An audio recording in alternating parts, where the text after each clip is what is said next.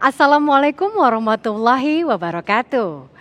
Alhamdulillahirabbil alamin, saya Ande Keliu masih dapat menyapa pemirsa di bulan suci Ramadan kali ini dan masih mendapatkan ilmu dari tausiah hari ini mengenai membangun ketauhidan dan ibadah hanya kepada Allah.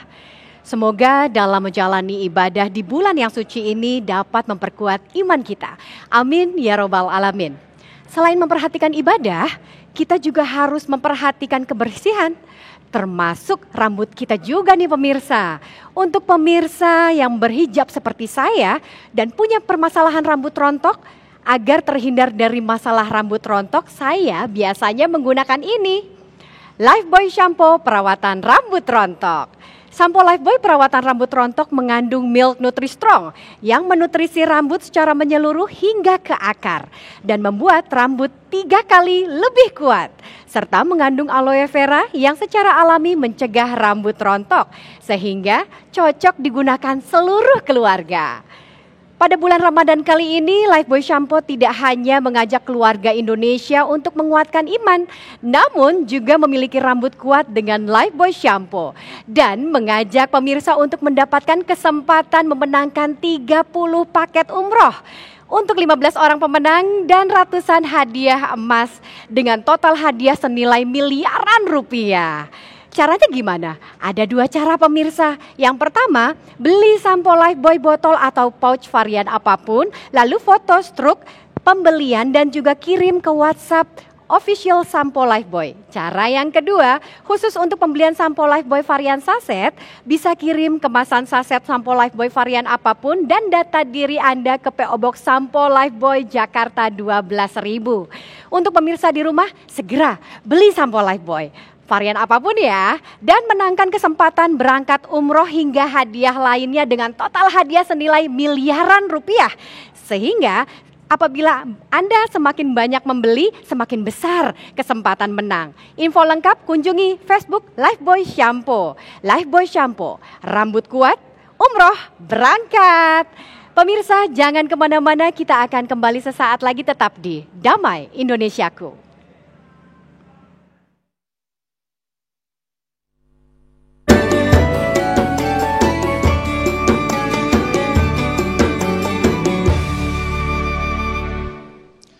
Baik, terima kasih pemirsa, Anda masih bersama kami Damai Saku yang mengangkat tema tentang ketauhidan. Sebagai pembuka di segmentasi ini, beberapa pakar ilmu saraf, pakar-pakar saraf dari California menemukan satu saraf yang disebut dengan gut spot. Bahwa setiap manusia memiliki potensi untuk berhubungan dengan sesuatu yang sifatnya spiritual. Sebenarnya kita telah diberikan modal dalam bertauhid di dunia ini. Tapi mengapa banyak manusia yang menduakan bahkan mentigakan daripada eksistensi Allah Subhanahu wa taala? Ustaz Solmed akan menjawabnya. Silakan Ustaz. Bismillahirrahmanirrahim. Assalamualaikum warahmatullahi wabarakatuh. Alhamdulillah wa syukurillah ala ni'amillah. Assalatu wassalamu ala rasulillah Sayyidina Muhammad ibni Abdillah wa ala alihi wa ashabihi wa man wala. Tuan-tuan guru, Ustadz Fatih Rishad yang sudah menyampaikan nasihat, Ustadz Tile keramik yang diinjak tapi mengkilap, digosipin kawin 7 kali tapi ternyata itu fitnah, yang benar 10 kali ada. Masya Allah, beliau mudah-mudahan sehat, panjang umur semuanya, amin. Ustadz Agung Izzul Haq, Bapak-bapak, ibu-ibu, jamaah Masjid Al-Iman, Kodam, pemirsa Damai Indonesiaku, TV One di mana saja, mudah-mudahan Allah Subhanahu wa taala menjadikan iman kita iman yang kuat, iman yang murni sampai akhir hayat. Amin ya rabbal alamin. Sebab iman keyakinan akan keesaan Allah Subhanahu wa taala, itu adalah barcode. Tahu barcode? Kiris. Yang kemarin ada itu kasus penempelan ya kiris ke kotak amal ya. Kenal ente sama orangnya. Apapun jenis konsernya, kalau kita nonton tuh sekarang udah pakai barcode. Apapun jenis pertunjukannya, apapun fasilitas yang ada di dalamnya, kalau barcode-nya beda, tidak akan pernah bisa sampai. Tidak akan pernah bisa masuk. Siapapun kita. Itulah iman. Iman itu orang-orang yang ketika melakukan segala sesuatu udah gak ada yang lain. Itu orang beriman. Makanya ikhlas. Itu cabangnya. Fa'budillah mukhlishan lahuddin. Sembah tuh Allah. Beribadah tuh kepada Allah. Dalam keadaan hati yang ikhlas. Murni. Nggak ada yang lain. Kecuali karena dan untuk Dia. Kita belajar bagaimana surat Al-Ikhlas. Iya, surat favorit. Kalau udah mentok, udah tuh. Tuh surat penyelamat. Qul huwallahu ahad. Itu sepanjang ayat yang ada di dalam surat Al-Ikhlas, nggak ada tuh kata ikhlasnya. Coba deh cari. Ada nggak? Nggak ada.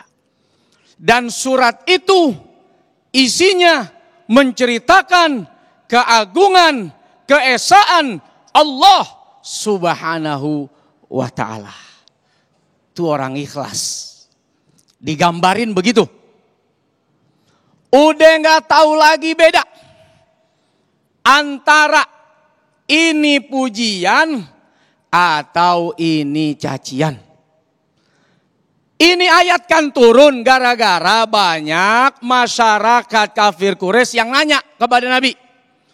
Itu jenis Tuhanmu jenis Tuhan apa sih? Dari logam, dari batu, dari emas, apa dari perak?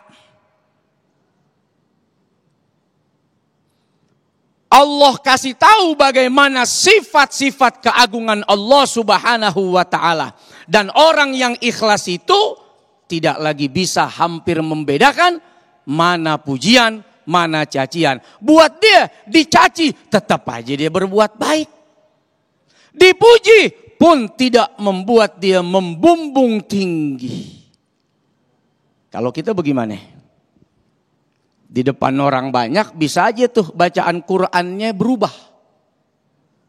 Dari yang biasanya ngebut, nggak pakai rem, gaya F1-nya Michael Schumacher. Wah, nggak enak nih. Ada calon bini, ada calon mertua, baca Fatihah sampai 5 menit. Masya Allah. Begitu nggak ada orang yang kita anggap, berubah remnya copot lagi, gasnya diinjek full, sampai malaikat bingung juga. Dia baca apaan sih nih orang? Sampai kadang kita tuh kalau ngelihat orang cepet banget bacanya, sampai kita ikut baca juga tuh.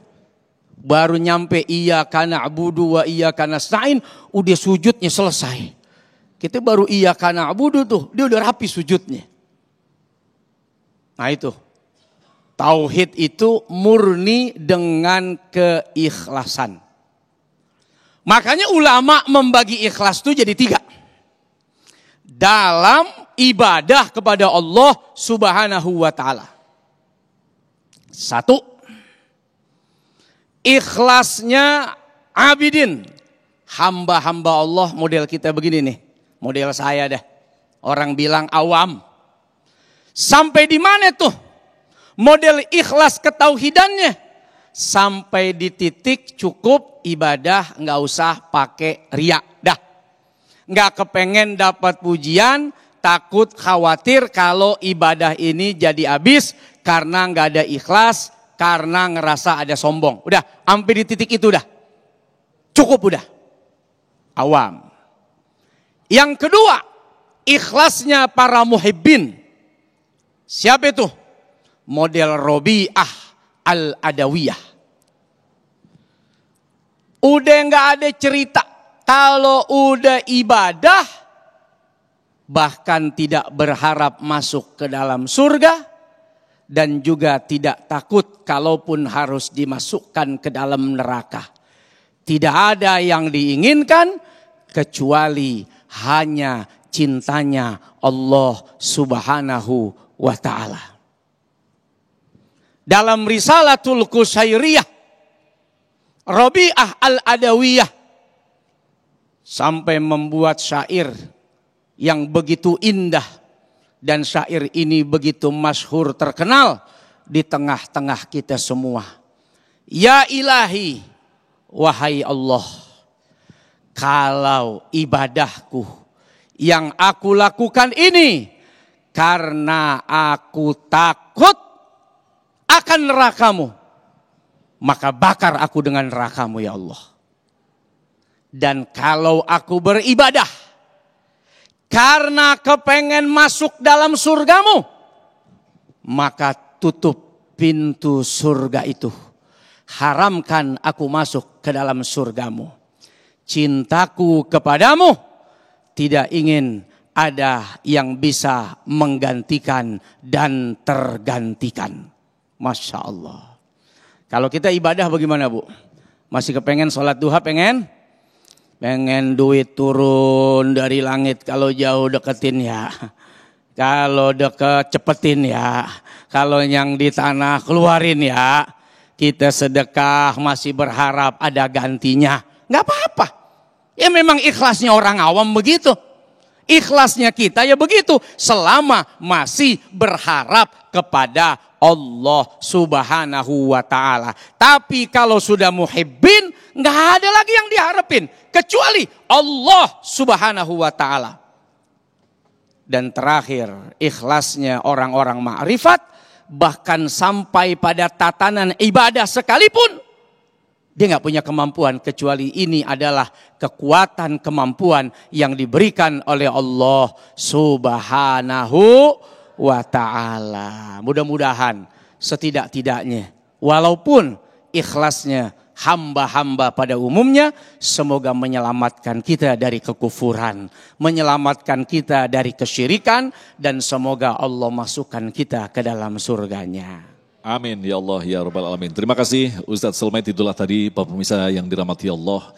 Kita saat ini sedang berada di bumi, di dunia ini yang penuh dengan ujian demi ujian, yang pada prinsipnya itu cara Allah untuk melihat keseriusan kita dalam bertauhid kepadanya. Tetapi ternyata ada sebagian manusia yang lemah ilmunya, justru semakin menjauh dari Allah dan menciptakan togut-togut yang lain, sesembahan yang lain selain Allah. Nah, ini tema yang sangat menarik sekali. Kita insya Allah akan dalami dengan menjawab pertanyaan-pertanyaan Anda. Tentunya kita akan jawab selepas pesan-pesan berikut ini. Tetaplah bersama kami, Damai Indonesiaku.